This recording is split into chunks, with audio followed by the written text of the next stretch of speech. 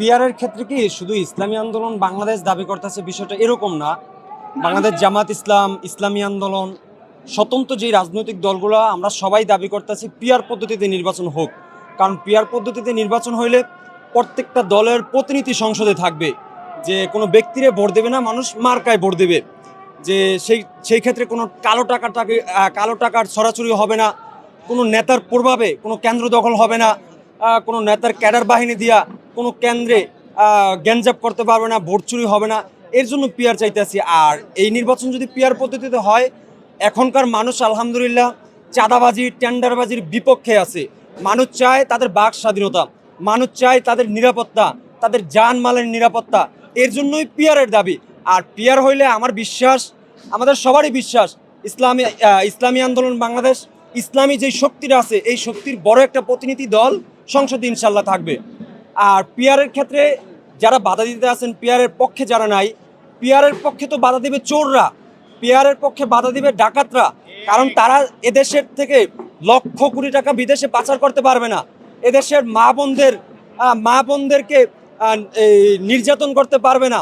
আপনার এদেশের এই রাস্তার ক্ষেত্রে যেই পরিমাণ বাজেট আসে, বিভিন্ন ক্ষেত্রে যেই পরিমাণ বাজেট আসে, আপনি দেখেন একটা রাস্তার ক্ষেত্রে যেই পরিমাণ বাজেট আসছে 100% টাকার ভিতরে 70% টাকা চুরি হয়ে যায়। আর বাকি 30% টাকা দিয়ে কাজ হয়। তো 30% টাকা দিয়ে যদি একটা রাস্তার কাজ হয়, এই রাস্তাটা কেমন হবে? আবারও 1 বছর পরে এই রাস্তা করতে হয়। তো সেই ক্ষেত্রে আমার দেশের লক্ষ লক্ষ কোটি টাকা একবারে মানে জলে ভাসতে আছে আর কি, আমাদের দেশের লক্ষ লক্ষ কোটি টাকা। তো আমরা চাই এই দুর্নীতি বন্ধ হোক, দেশের মানুষ তাদের স্বাধীনতা পাক, তারা নিরাপত্তা পাক। আমার মা বোনরা তারা যেন প্রকাশ্যে রাস্তাঘাটে চলাফেরার ক্ষেত্রে যেন উন্মুক্তভাবে চলতে পারে। বিশেষ করে দেখেন আপনি ইউনিভার্সিটিগুলোর ক্ষেত্রে, আওয়ামী লীগের আমলের ক্ষেত্রে কি দেখেন যে এই যে ঢাকা ইউনিভার্সিটি সহ বিভিন্ন ইউনিভার্সিটিগুলোর ভিতরে যে শুদ্ধভাবে যদি কেউ সালাম দিত, তার পিছনে ট্যাগ লাগা দেওয়া হয়তো এটা জঙ্গি। গোয়েন্দা সংস্থার লোক লাগায় দেওয়া হয়তো এটা কোন দলের লোক, তার পিছনে ট্যাগ লাগানো হতো এটা শিবির। ভার্সিটিগুলোর ভিতরে এই যে ঢাকা ইউনিভার্সিটি সহ এই ফজরের নামাজ কেউ ওরকমভাবে পড়তে পারতো না, মানে নজরদারি করা হইতো। তো আমরা এই শাসন চাই না।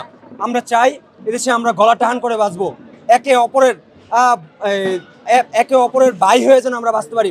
আর বিএনপির ক্ষেত্রেও আমি বলবো, আওয়ামী লীগের ক্ষেত্রে বলবো, হ্যাঁ সবাই বিএনপির খারাপ না, আওয়ামী লীগের সবাই খারাপ না। বিএনপির ভিতরে হাজারো ভালো মানুষ আছে, আওয়ামী লীগের ভিতরে হাজারো ভালো মানুষ আছে। তারা তো আমাদেরই লোক, তারা তো আমাদেরই ভাই। আমরা কেন একজন আরেকজনকে প্রতিপক্ষ করতে আসি?